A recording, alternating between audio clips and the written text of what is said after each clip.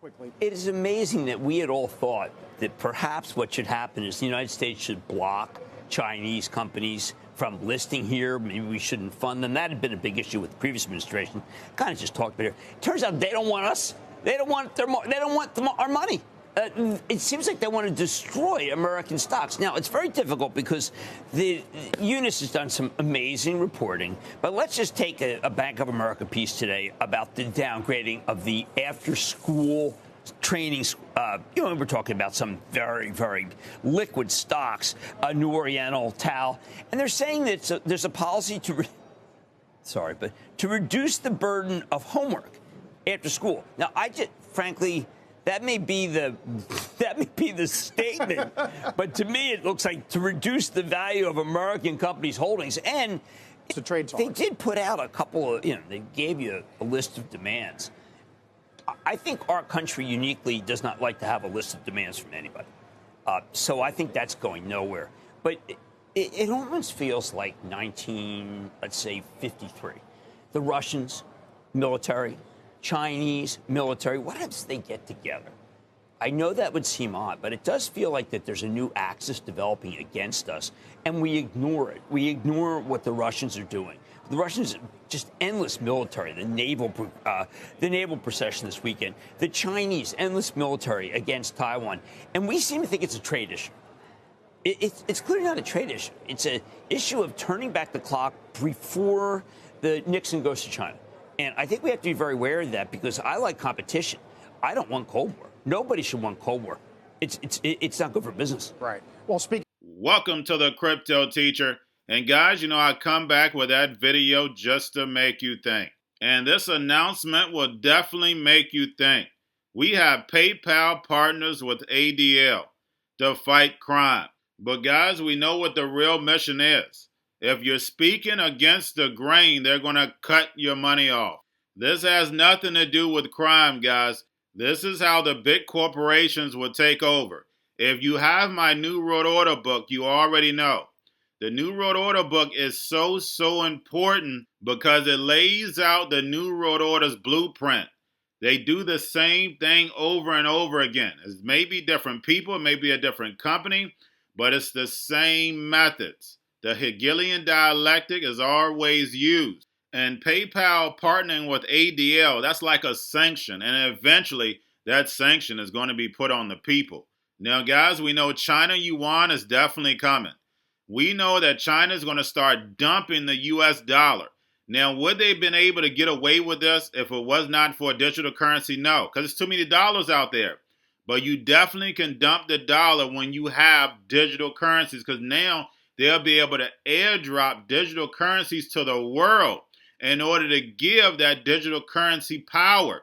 So which one do you want? You want this U.S. dollar that's basically losing its value? Or are you going to take this China digital currency, which the emerging markets are rising, and everybody already hates the U.S. already anyway if you're in the East? So definitely, guys, we're starting to see it in the stock market. We're starting to see CNBC and Jim Cramer speaking up this Hegelian dialectic, China stock market versus the U.S., and China pulling their money out of the U.S. And what does the New World Order go off, guys? Problem, reaction, solution. We have all these people out of work. We have evictions that are up this month, the moratorium. So we have the moratorium and we have the free money running out. So problem, now they're going to wait for the reaction of the people. Because they're not going to do anything yet. They want that reaction. And we know what that solution is. Programmable money. That free airdrop money. And the United States is going to watch China just giving away money. And of course, the United States people are going to react. Where is our free money at? But they don't know. That programmable money is only good for 3 to 6 months or poof, it's gone. All your privacy out the window. Because when it comes to the New World Order, we know. It's all planned out. You have a wonderful day.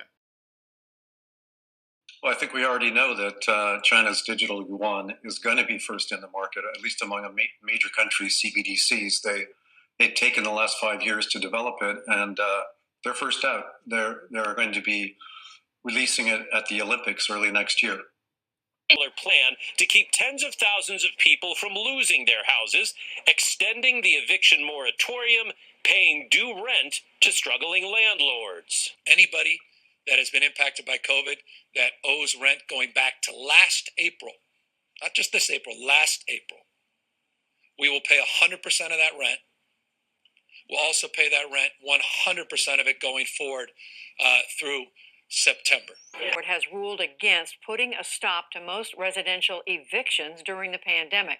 The three-judge panel in Cincinnati agreed with a lower court that the CDC lacked authority to impose the moratorium last year. It is already due to expire at month's end.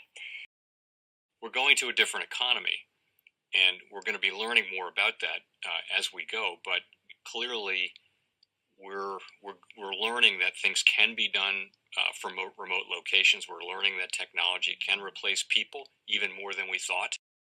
We're not going back to the same economy. We're recovering, but to a different economy, and it'll be one that is more leveraged to technology. And I worry that that is going to make it even more difficult than it was for many workers.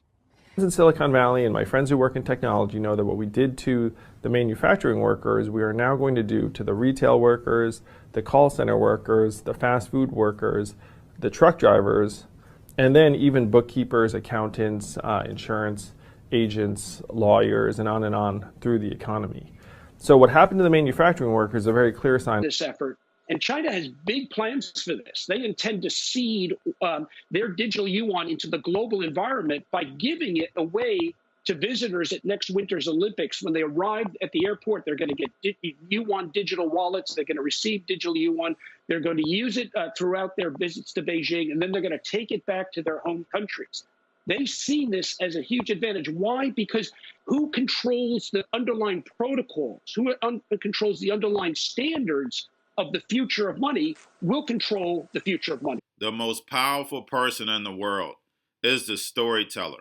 The storyteller sets the vision, values, and agenda of an entire generation to come.